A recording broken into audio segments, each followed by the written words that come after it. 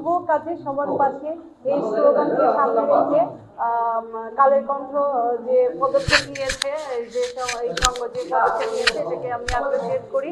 এই জন্য যে প্রত্যেকটা নারীকে অবশ্যই অর্থনৈতিকভাবে স্বাবলম্বী হওয়া দরকার। নারী মানে ডিপ্রাইভড আর পুরুষ মানে প্রিভিলেজ, এইটা থেকে বের হতে হবে। বের হয়ে আমাদের মধ্যে অ্যাওয়ারনেস বিল্ড আপ করতে হবে। সেই বিল্ড আপ করবো আমরা যাতে আমরা স্বাবলম্বী হতে পারি। আর দেশের অর্থনৈতিক মুক্তি আনয়নে অবশ্যই নারীদের শ্রম, নারীদের কর্মজীবী হওয়া দরকার। আর আমরা নির্যাতিত হচ্ছি কেন? আমরা নির্যাতিত হচ্ছে আমরা অর্থনৈতিকভাবে স্বাবলম্বী নয় জন্য আমরা নির্যাতিত হচ্ছি। যার জন্য এখান থেকে বের হতে হলে আমরা প্রত্যেকেই যে স্টেপ নিয়েছে যে অসচ্ছল নারীদের সাহায্য করে সেলাই মেশিন দিয়ে তাদেরকে স্বাবলম্বী করা।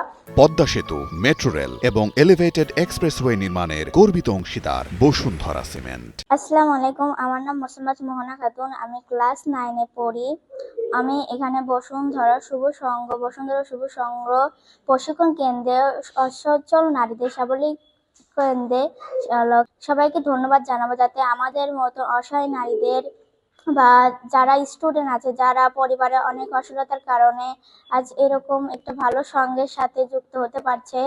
বসুন্ধরার সঙ্গে আমি অসংখ্য ধন্যবাদ জানাবো, তারা আমাদের মতন অসচ্ছল নারীদের এই সেলাই মেশিন দিয়ে অনেক সহায়তা করছে। আমি এই বসুন্ধরা সংঘের সাথে যুক্ত হয়ে অনেক আনন্দিত।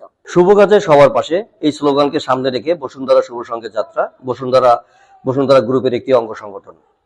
মূলত আজকে যে অনুষ্ঠানটা এবং যে সেলাই প্রশিক্ষণ, সেটা আপনাদের উদ্দেশ্যে, নারীদের উদ্দেশ্যে। আমাদের বর্তমান বাংলাদেশে অর্ধেক নারী এবং অর্ধেক পুরুষ, এবং নারীরা স্বাবলম্বী। ব্যারিস্টার থেকে শুরু করে সব ক্ষেত্রে কিন্তু নারীদের অবদান এখন অনেক। গার্মেন্টস শিল্পে সবচেয়ে বেশি কিন্তু নারীরা এই সেলাই প্রশিক্ষণে, আপনারা জানেন।